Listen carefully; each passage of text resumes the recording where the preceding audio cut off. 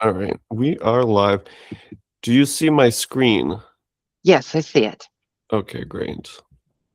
So, Kathleen, we have your Mars Saturn opposition in the third and ninth house. Hmm. So, the first thing, because Kathleen had her camera on earlier, and so I'll just say that what I saw around you was thousands of documents. Oh, all my binders and my books. Yeah. Yeah, so I'm immediately feeling Saturn in the third because to me it felt so oppressive, the amount of Mm. information that's around, and so thorough as well. Like you've been collecting that for years and years. There's papers, it's kind of like a um how they keep storage of blueprints. It's so messy. And then Mars in the ninth in opposition makes me think about the pursuit of knowledge that you're obviously undergoing if you have all of that stuff. Can you say more about that? Yeah.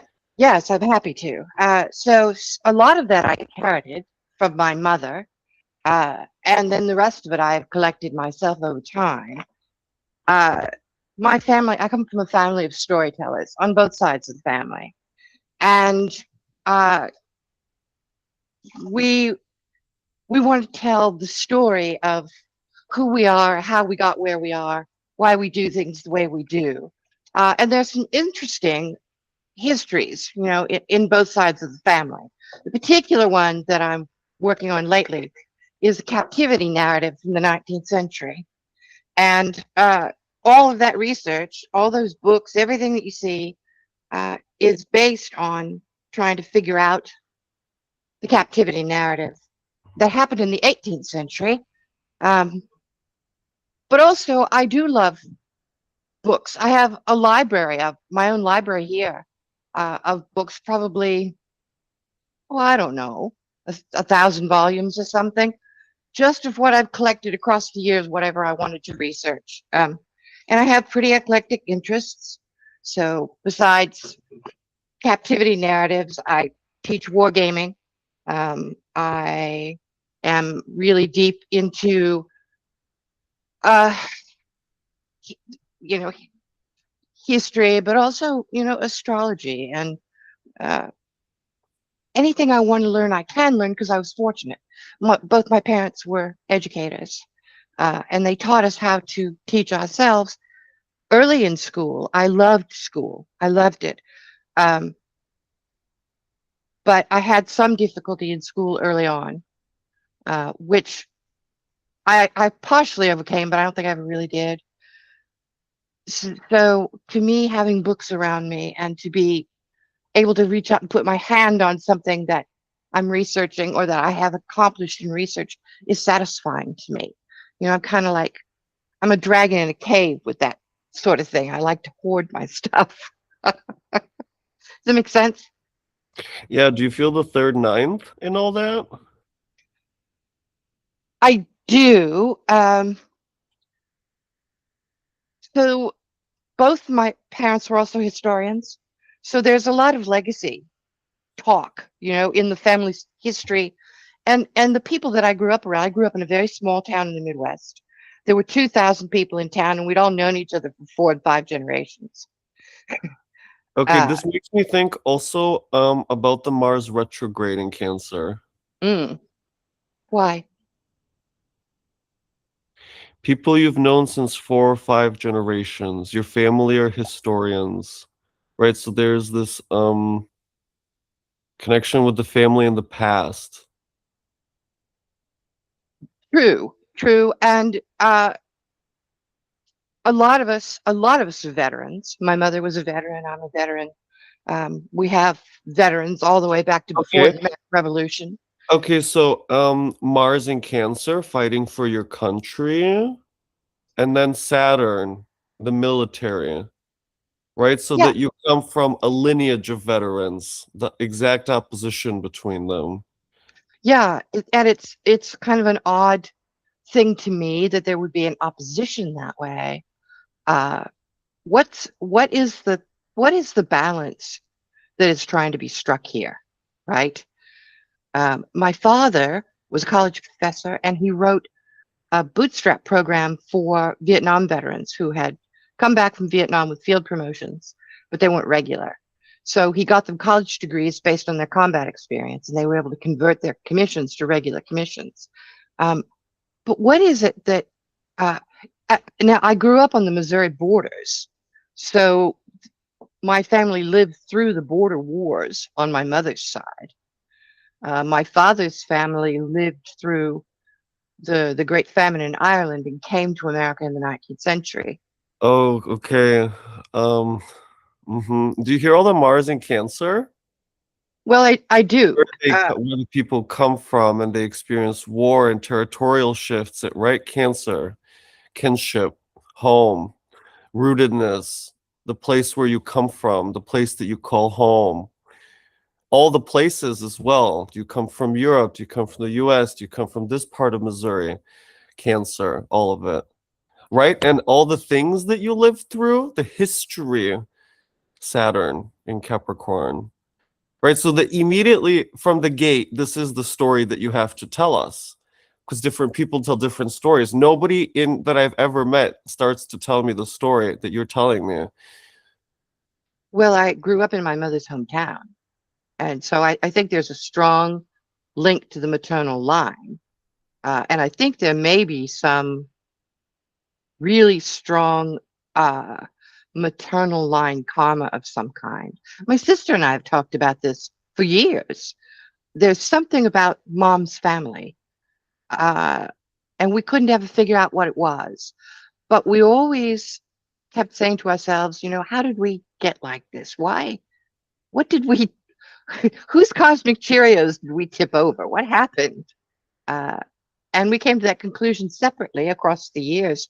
And it's just something that is part of what is driving me to try to write this story about the captivity narrative, because I suspect a lot of it goes back to that. I am the first twin in 3 generations to survive infancy on both sides of my family. Okay, do you hear the Mars in Cancer opposite Saturn? I do hear it. Right, you're the first to finally survive Yeah. infancy.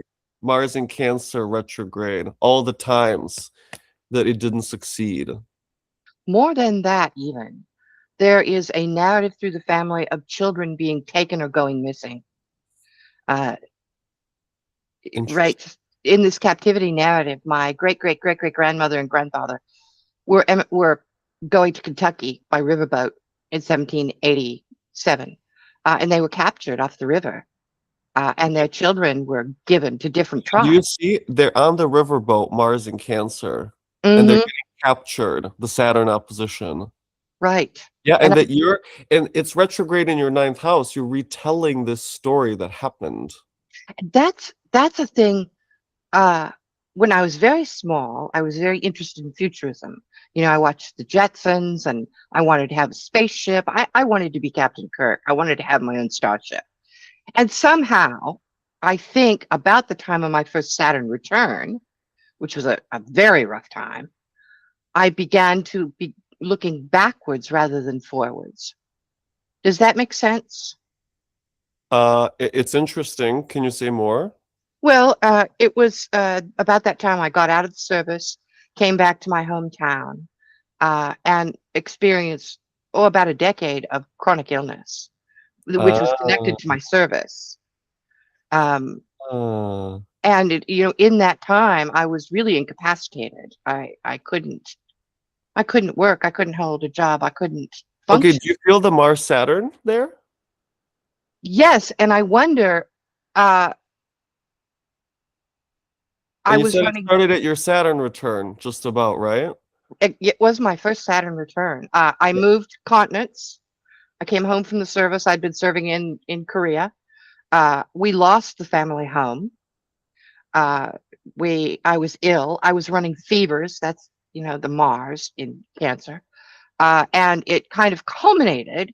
I almost died from pneumonia, and that was when my husband and I finally got together for reals. We dated on and off for 10 years, and he's younger than I am. Uh, and then I almost died. And then, we got together, we got married, and life moved on. But this tension, and Mars retrograded Cancer is, I think a lot of people would consider that to be a weak placement. Well, just forget about Right. weak, strong. Okay, just let's focus on the facts. Right. Well, what I'm saying is I think this tension put me under stressors that I had to either get stronger to swim up for or crash and burn over. Does that make sense? Totally. Well, I mean, think about it. Every day you're ill, right? And you can't do anything. Saturn, oppression to your Mars in Cancer, liveliness, Mm-hmm. right? And it's chronic. And it affected my mother. It affected my sister. It didn't just stay with me. In that third house, it affects everybody close to you. It affects your intimate world, right? And it did for quite a long while. How so? Can you just give a couple examples? Well, so I became ill when I was in the service in Korea, and they couldn't diagnose what was wrong. So I got out and I thought, all right, I'll feel better after a while. I'll go to law school. My mother needed to move the family home. The family home was 150 years old. It had been hand built by her great grandfather, and her great grandmother actually had purchased the land in her name, and then he built the house for them. Okay, So do you feel the Mars, Cancer, Saturn, Capricorn in what you're saying now? I absolutely do, because he Okay. was a craftsman, right? And Saturn really is the big daddy who teaches you discipline, and you get a craft from that. Not just a craft, very often you get an art from it, right? Um, just think about Capricorn, right? Earth. So like working with materials, building things, And building. the bones and the infrastructure of things that last for a long time. That house was so well built, uh, they had trouble getting off the foundation. It was so strong and so well built. Well, the framing was the sills were solid walnut, and they petrified. You don't get bonier than that.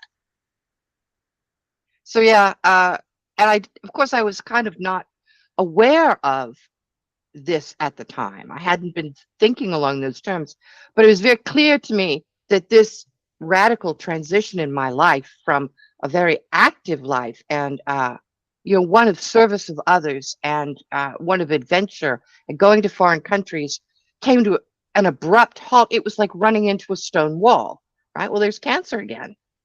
And he said, hold up, you've had your fun. Now the work begins. And here, sometimes I wonder if this Mars retrograde in Cancer, I was a fraternal twin and I was born with a club foot. So, and you remember Hephaestus, the crippled blacksmith? Well, Saturn is older than Hephaestus. He's kind of the big daddy. Even Jupiter isn't as big a daddy as Saturn is. Mars in Cancer is kind of like a little daddy, right? So this, in these so Cancer is a feminine house, but it's in the ninth house. It's a masculine house if you consider this traditionally Sagittarius's home, right? And then you've got this. You would think that Capricorn would be a masculine house, but it's not really. I think it's a feminine house in Okay. this third house, which should belong to Gemini. So there's tension there, and it's always out of tension that we actually get strengths and tools and progress, even when you're thinking, please make this stop because I hate it. Yeah. When you said about Hephaestus, that made me think about Mars and Cancer in the ninth, the Odyssey. Oh, yes, right? And interestingly, when the war in Afghanistan and Iraq was going on, we were having so many battle casualties. And so Bethesda Naval Hospital began a writing therapy program for these returning Ah, veterans, and they used the Odyssey as as the framework for saying this is how traditionally we brought warriors home from battle and reintegrated them into society. okay, do you hear that? The Naval Hospital, Mars and Cancer in the Right. Ninth, started a group therapy third Yep. house program for Right. And okay. that, so I picked that up and I thought, well, if they can do that, I can do that myself. And that was when I began to write the story, this captivity narrative, which has haunted the family psyche for generations. Okay, so captivity is when you get captured, right? Right. Okay, and you're okay, What's more capturing? Yeah, what's more capturing, right? do you see the Mars-Saturn opposition in that? Yeah. And there's, it's interesting to me that this is happening in the ninth house across the third axis, but the ninth house that's traditionally associated with Sagittarius, Yeah, with try to just stay with your story. so, Like, but for the example, story, the captivity story. What is it? Why are you writing about that? What is the because there's a justice element to it. All right. So I had came to the conclusion often when I was a very little girl, I would spike high fevers very quickly, really high fevers out of nowhere. And when I was going through this period of chronic illness, I would spike fevers a lot. And in one of these fever dreams, it occurred to me, I think there one of the reasons mom's family is the way they are is because of this experience. They were they were American settlers who'd come from Wales and England. The revolution was done. They fought in the revolution. They were going to Kentucky to settle land, uh, and they were captured off the Ohio River. There's Cancer, a big river, by a war band of indigenous people. Uh, and her husband and one of the sons escaped because she helped them escape to go for help. They went to Boonesboro and got Daniel Boone to try to track her. She and the rest of the children were taken north up into what's now Indiana.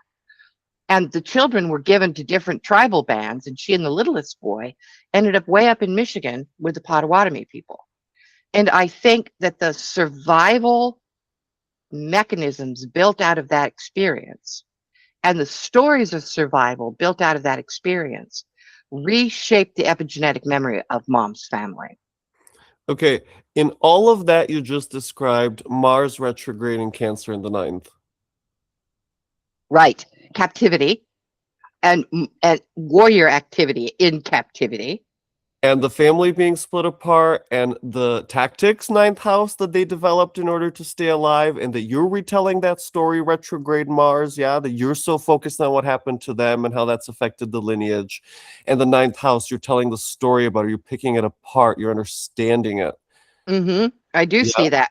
I see it now, right? I didn't earlier on at the time, but taking a look at this axis, which is so, to me, it's a very loaded axis, right? It's got a lot of tension in that because Saturn in Capricorn is a domicile. Saturn is completely at home in Capricorn. In the third house, it almost lightens him up a little bit. He's kind of a doer guy very often. And people think that he's mean. He's not. He is the loving taskmaster. And in this very air-centric house, right? So it's Earth in an air environment, right? Well, what really are stories and books? They're material things that speak to the mind. You look at these symbols on a page, you hallucinate in your mind, and you tell yourself the story based on the symbols on the page. Does that make sense? Yeah. I would say just stay with your story, with the real things that are happening, without really trying to say, well, he's in domicile and that means this. For me, it's something different. For example, that you took it upon yourself to recount this history, and that you again read so much, even the way that you describe things, right? You're looking for the right law to apply to describe Saturn. So I feel that third house, just even in the way you express how thorough Uh-huh. you are, and also how much history you've studied. Well, yeah, I mean, I'm not a PhD, but I'm pretty familiar with 18th century America, and particularly the Ohio River Valley and the the fraught relationship between the indigenous people and Americans moving in, when they weren't wanted and weren't welcome. Do you Go ahead. hear that? That's Mars and Cancer in the ninth. What you're just saying. The fraught Yeah. relationship between the yeah, Yes, somebody's territory is being invaded, they, and there's the fraught relationships, and yeah, it's a long-standing issue, and it's where it's the Ohio River Valley where this it's is happening, right? And that's the thing you're most informed about, ninth house, right? it's And it's very 18th watery. century Saturn and the Mars retrograde Cancer. That's the specific place that you're interested in. Yes, yeah, Okay. because I think that's where it all goes back to, right? But the family part for me, if you really think about it, the indigenous people in North America are our grandparents.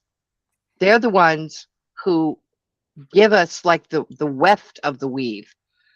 They fed us when we landed on the shore and were starving. And it has been a continual family fight ever since. We intermarried early with each other. We moved early with each other. And we just can't seem to overcome this struggle because it's like the kids are treating the grandparents badly. We keep trying to shove them into nursing homes. Add to that when we began later bringing slaves into the country, and we've created a very fraught American family. We have all kinds of fracture lines running through the fundamentals of our relationship with each other. And to me, that is Mars and Cancer. And it's so In the ninth house, in right? the ninth house. You're doing it at such a high level. You're talking about a study of how things went wrong way in the past. But the question is, how does that project into the future? I think that I tend to get stuck in the past.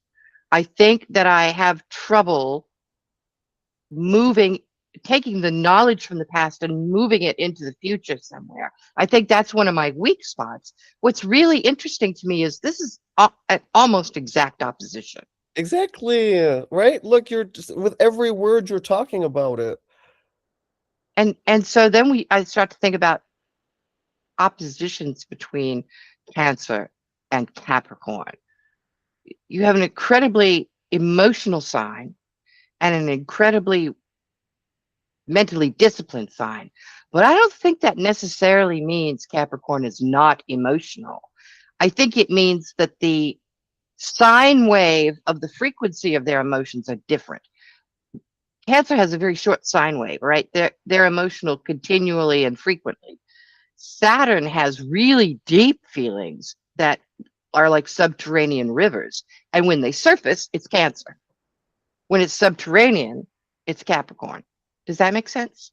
Sure. And so there's this subterranean movement from Capricorn surfacing in Cancer and then flowing back to Capricorn and going subterranean. And it's kind of the circuit that's set up that uh, anybody who knows about electricity knows when electricity moves in a line, it sets up a magnetic field at 90 degrees to the line it's moving. And water does the same thing. Uh, the house that I grew up in that was hand built by my great great grandfather was haunted. It was very haunted in a good way, in a happy way. And as it turned out, I mean, we were right next to the Missouri River and there were underground springs everywhere. And I have noticed when there's subterranean water, it tends to hold hauntings better than when there isn't subterranean water. There's something about it. And I think the family, if you look back at Cancer and Mars, is haunted by all of this stuff that happened and then went subterranean into the family subconscious. Does that make sense? Totally. Yeah. And that it repeated again and again over many years, the Saturn in Capricorn, and that you're stuck in the past for the most part, right? The Saturn in Capricorn in the third, and that you're so educated on the history of the past and how things got to be in the family structure. Cancer, ninth house, Saturn in the third, Capricorn. It's almost as if I was trying to be the family psychotherapist saying, look, this is what happened to us, but we aren't what happened to us. And I think one of the modern things I see us making a big mistake about is people identify with their trauma rather than saying it was the way I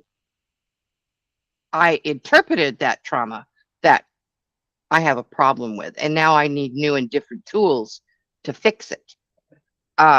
If you just identify with your trauma, then you're stuck in the past. And I think that's, in a way, what happened. My mother's brother was on the SS Leopoldville on Christmas Eve of 1944. He was with the 66th Infantry Division. They were being sent to the Battle of the Bulge, and they were torpedoed in the English Channel. There's Mars and Cancer. Yeah. And the ship went down, and most of those men were killed, but my uncle survived. Okay. Go ahead. Do you hear the Saturn opposition that like all the time you're recounting history, real events that happen to real people, real consequences, right? And it's all about these people that are in the family and the death and the war and the military, right? So hard times in American history, Mars in Cancer, Saturn in Capricorn. And I teach decision forcing cases as a form of wargaming. And what do? We take historical military cases and we analyze them because they may be applicable to modern war and modern war fighters. Drones, what's more droney than the third house, have completely, this is a sea change in the history of war. And I'm teaching these war games primarily because I studied indigenous methods of war in the Ohio Valley in the 18th century. Right, studying war, Mars ninth house, indigenous Cancer, Right. River Valley Cancer. Right. And Capricorn is institutions that oppose each other, right? Yes, exactly. Right. So we have the American institution and the American military as an institution being used to uproot indigenous people. Yes. And what happened?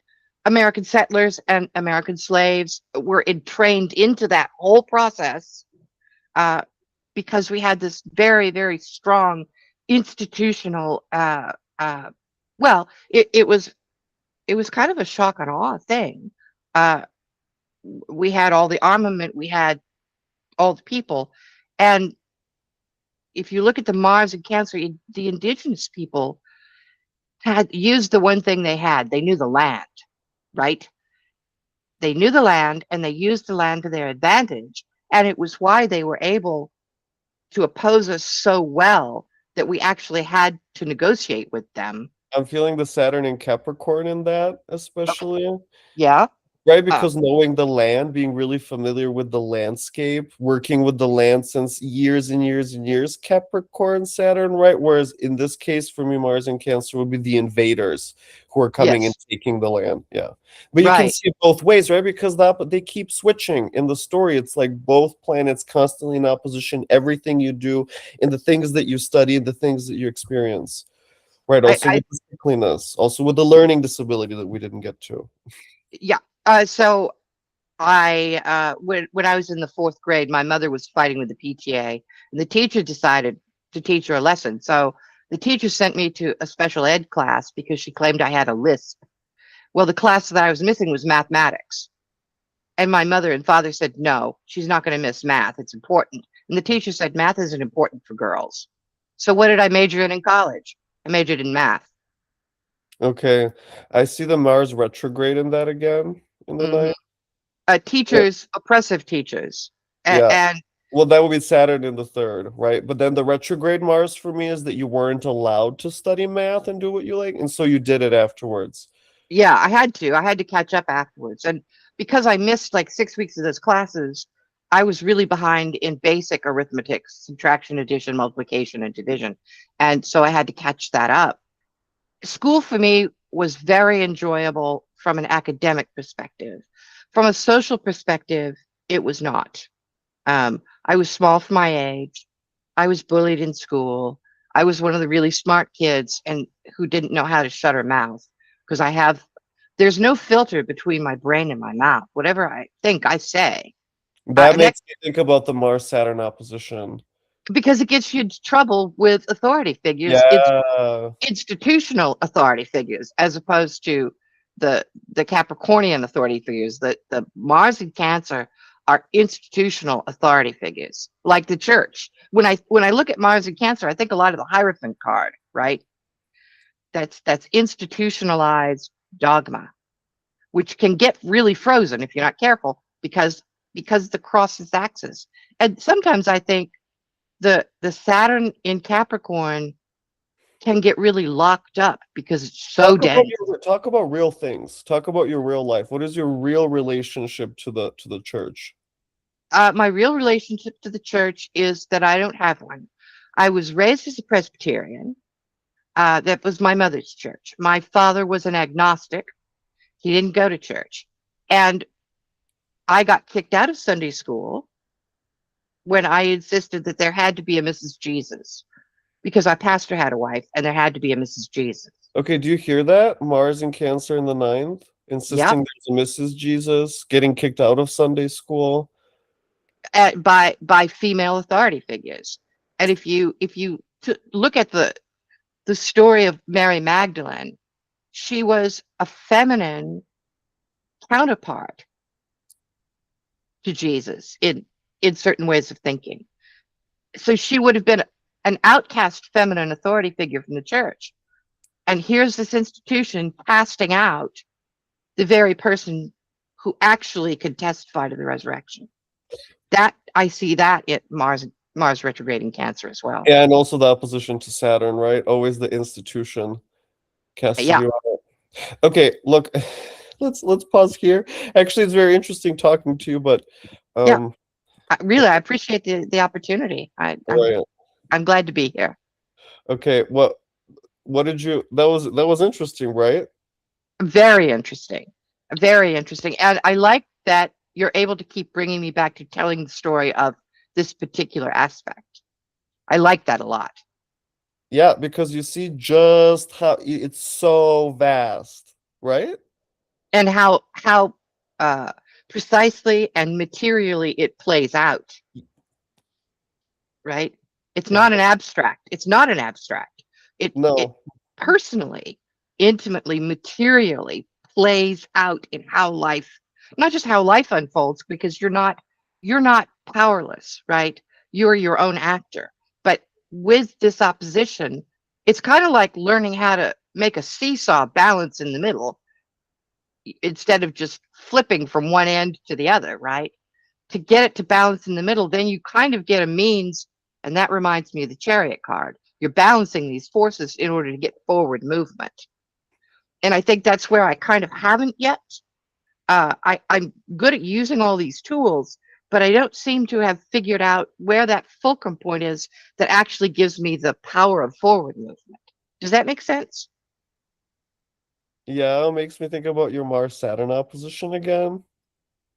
Right, Mars wanting to move forward, but Mars is retrograde in the first place, and he's opposite Saturn.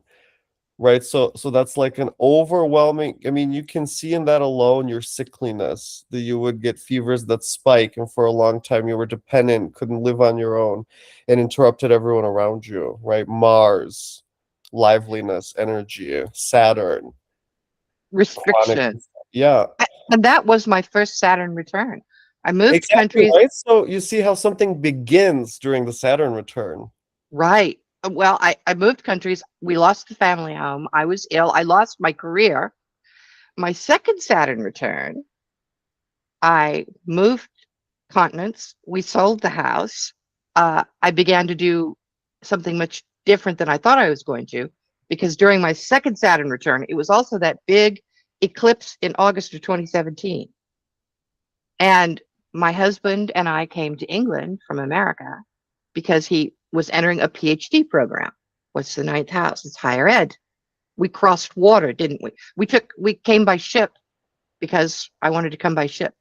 And so I notice around Saturn returns, I cross continents, I cross water, I change homes, I change everything that I do in my life. Saturn returns have been very, very powerful for me. The difference between the first and the second was the first was deeply disruptive and traumatic. The second was disruptive and sort of traumatic, but much more productive. Much more productive. Okay, I'm just gonna stop recording here just to make sure the videos don't get too long, because part of the intention was there. Even though now I'm thinking like, well, probably these videos could be longer because there's just so much to talk about. Well, I'm gonna think about it for now. It's 30 minutes. Okay, so me and Kathleen are signing out. For anyone that watched, that was Mars opposite Saturn. All right.